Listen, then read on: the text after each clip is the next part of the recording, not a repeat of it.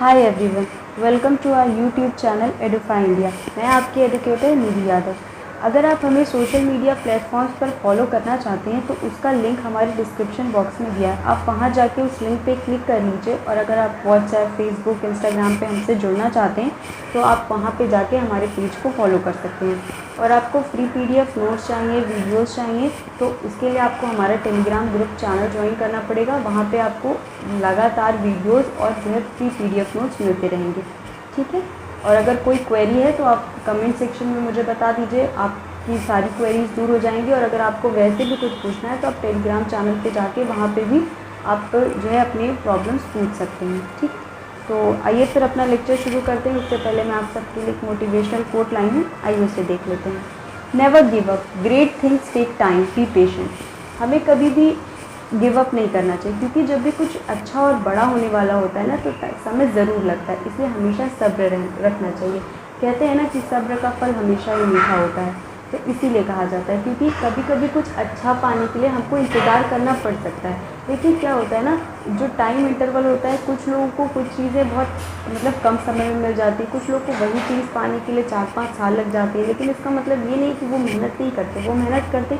But कभी कभी क्या होता है ना, कुछ गलतियाँ ऐसी होती कि हम उन्हें तुरंत नहीं पकड़ पाते हैं। धीरे धीरे हमको समझ में आता है कि हमने पहले ये गलती की, अब हमको ये नहीं करना चाहिए।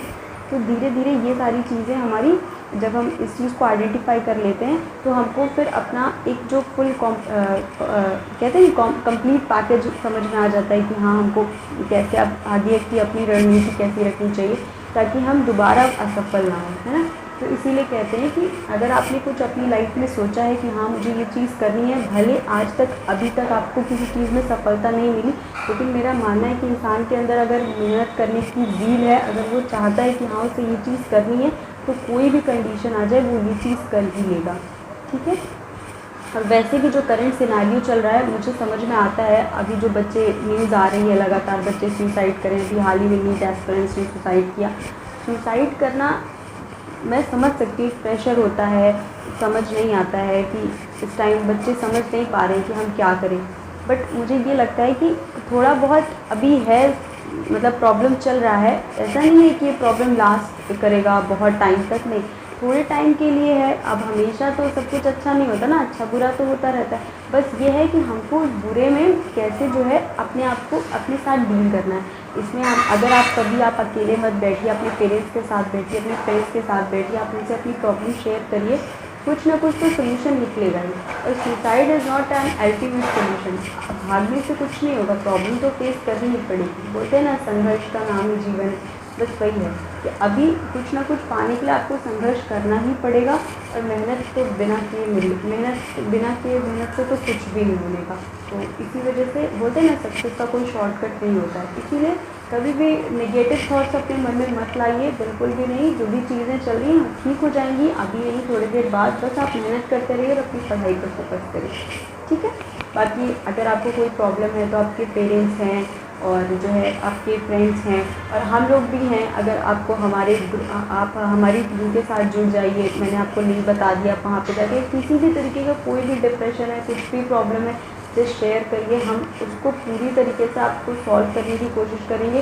और ये चीज़ है कि आप हमेशा मोटिवेट रहिए, कोशिश करिए कि अगर जैसे होता नहीं है, कभी कभी मन होता है नहीं पढ़ने का मन है या कुछ है, तो ठीक है, आपको जिस चीज़ में इंटरेस्ट है, अगर आपको आर्ट मतलब आपको पेंटिंग में इंटरेस्ट है, आपको गाने में इंटरेस्ट है, तो ये सारी चीज़ें अपनी हॉबीज़ को भी फॉलो करिए। क्योंकि क्या होता है ना, माइंड एक ही जगह जब तक चलता रहता है तो वो भी मशीन है, उससे वो भी पैसिव हो जाता है। तो उसके लिए आपको थोड़ा बहुत क्रिएटिव चीज़ें करनी चाहिए। और कोशिश आप ये करिए ज़्यादातर कि आप अपने पेरेंट्स से बात करने की कोशिश करिए, उनके साथ थोड़ा फ्रेंडली रहिए, उनसे अपनी प्रॉब्लम शेयर करिए। और कुछ प्रॉब्लम नहीं होगी, धीरे धीरे सारी चीज़ें ठीक हो जाएंगी।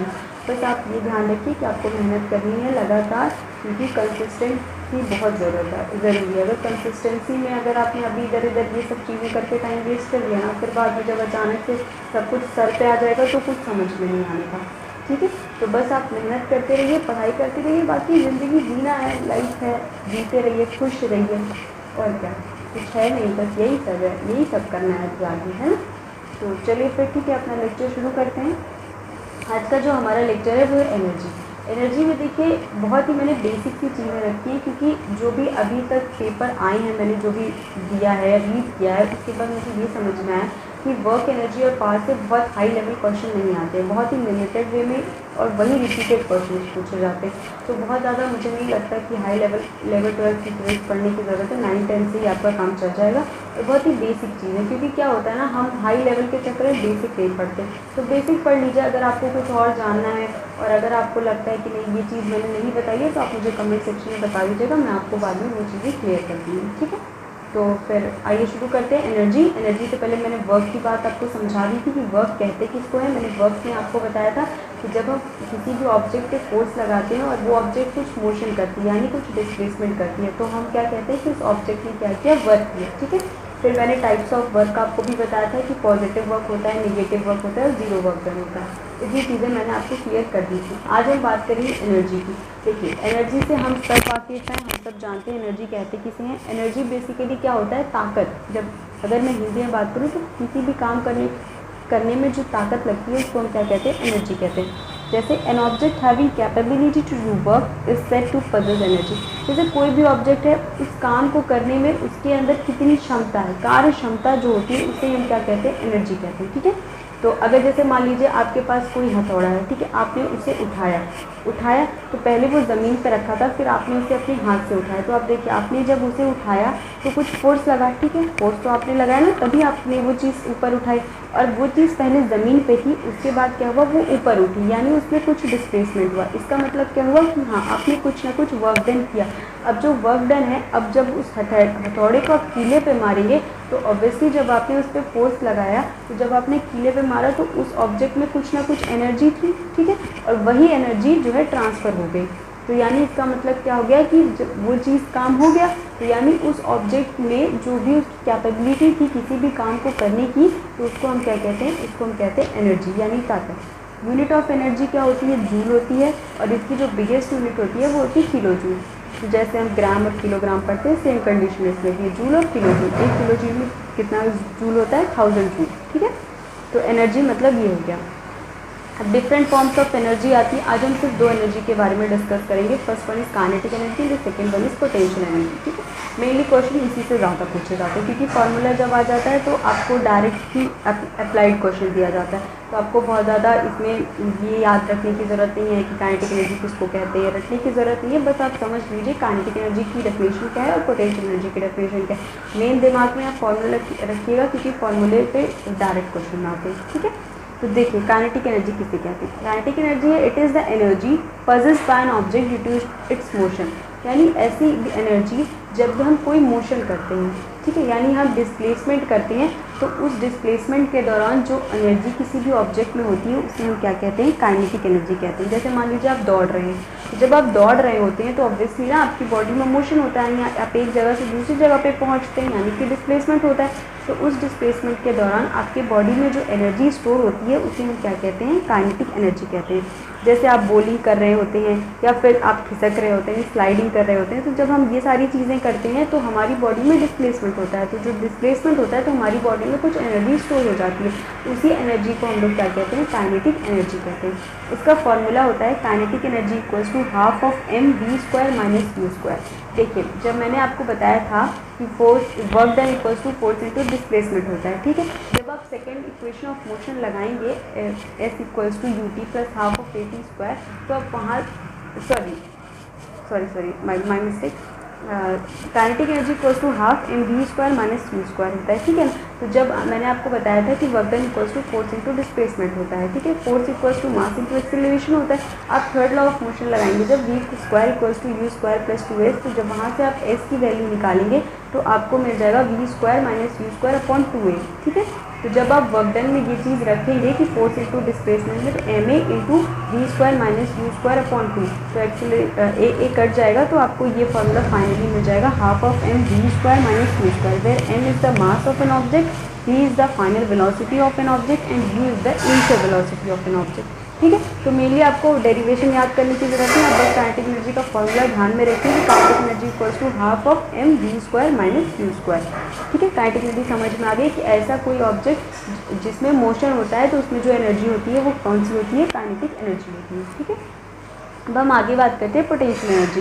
पोटेंशियल एनर्जी बेसिकली ऐसा कोई ऑब्जेक्ट जो कुछ हाइट पे काम करता है, ठीक है, उसकी पोजीशन की वजह से, जैसे अभी वो नीचे खड़ा है फिर ऊपर चला जाए, तो ऐसे उसकी पोजीशन में चेंज हुआ, तो उस पोजीशन के कारण जो एनर्जी प्रोड्यूस होती है उसे हम क्या कहते हैं, उसे हम कहते हैं पोटेंशियल एनर्जी, ठीक है। और ग्रेविटेशनल अभी देखिए एक एग्जांपल इसमें दिया है पोटेंशियल एनर्जी का, जब हम ऊपर की तरफ चढ़ते हैं तो हमको एनर्जी देनी पड़ती है ना, लेकिन जब हम ऊपर पहुंच गए तो वहाँ पे हमारी पोटेंशियल एनर्जी जीरो हो गई, क्योंकि जब हम ऊपर की तरफ चढ़ रहे हैं तो हमारी पोजीशन चेंज हो रही है, बट हम एक स्टेबल पोजीशन में पहुंच जा रहे हैं और वहाँ से हम हिल नहीं रहे हैं, तो हमारी पोजीशन जीरो नहीं हो रही, लेकिन हम फिर से नीचे आ रहे हैं तो क्या हो रहा है, हमारी पोजीशन चेंज हो रही है। तो यानी यहाँ पे कौन सी एनर्जी वर्क करेगी, यहाँ पे वर्क करेगी हमारी पोटेंशियल एनर्जी, ठीक है। पोटेंशियल एनर्जी के अंदर ही हम एक चीज़ और पढ़ते हैं, वो है gravitational potential energy. Gravitational potential energy की अगर मैं बात करूँ तो इसका मतलब होता है कि जब भी कोई भी ऑब्जेक्ट को हम एक हाइट पे लेके जाते हैं तो वहाँ पे जो ऑब्जेक्ट स्टोर होता है उसको हम क्या कहते हैं, या सॉरी उस ऑब्जेक्ट में जो एनर्जी स्टोर होती है उसको हम कहते हैं ग्रेविटेशनल पोटेंशियल एनर्जी। जैसे मान लीजिए कि आप कोई भी बॉल है आपने नीचे से ऊपर की तरफ उछाली, तो उसमें क्या होगा, ग्रेविटेशनल पोटेंशियल एनर्जी, क्योंकि हमने उस ऑब्जेक्ट को यानी उस बॉल को एक हाइट तक उछाला, ठीक है। इसका फॉर्मूला होता है mgh, यानी m is the mass, g is the acceleration due to gravity and h is the height of an object. बस आपको इतना ध्यान में रखना है कि ग्रेविटेशनल पोटेंशियल एनर्जी का फॉर्मूला क्या होता है, mgh होता है, फिर m is the mass of an object, g is the acceleration due to gravity, जिसका जो यूनिट होता है वो 9.8 मीटर पर सेकेंड स्क्वायर होता है, और h is the height of an object, ठीक है। तो पोटेंशियल एनर्जी मतलब क्या होगा, जब भी कोई भी ऑब्जेक्ट में पोजीशन चेंज होगा तो हम उसे क्या कहते हैं, पोटेंशियल एनर्जी कहते हैं। और ग्रेविटेशनल पोटेंशियल एनर्जी क्या होता है, जब भी हम किसी ऑब्जेक्ट को हाइट पे लेके जाते हैं तो हम उसे क्या कहते हैं, ग्रेविटेशनल पोटेंशियल एनर्जी कहते हैं। और ग्रेविटेशनल पोटेंशियल एनर्जी का फॉर्मूला क्या होता है, mgh होता है। याद रखिए काइनेटिक एनर्जी हो या ग्रेविटेशनल पोटेंशियल एनर्जी हो, इन दोनों का यूनिट हमेशा सेम होता है, दैट इज जूल, क्योंकि एनर्जी और एनर्जी की यूनिट क्या होती है, जूल होती है, ठीक है। ये चीज़ समझ में आ गई। आइए थोड़ा सा डिफरेंस देख लेते हैं काइनेटिक एनर्जी और पोटेंशियल एनर्जी के बीच में। तो काइनेटिक एनर्जी क्या होती है, it is the kind of energy present in a body due to the property of its motion. जैसे कि मैंने बताया कि ऐसी एनर्जी जिसमें कुछ मोशन, ऑब्जेक्ट में मोशन होता है, तो उसमें जो एनर्जी होती है वो कौन सी होती है, काइनेटिक एनर्जी होती है। जब मैं पोटेंशियल एनर्जी की बात करूँ तो देखिए, potential energy is the type of energy present in a body due to the property of its state, यानी उसकी पोजीशन की वजह से जो एनर्जी होती है ऑब्जेक्ट में, उसे हम क्या कहते हैं, पोटेंशियल एनर्जी कहते हैं, ठीक है।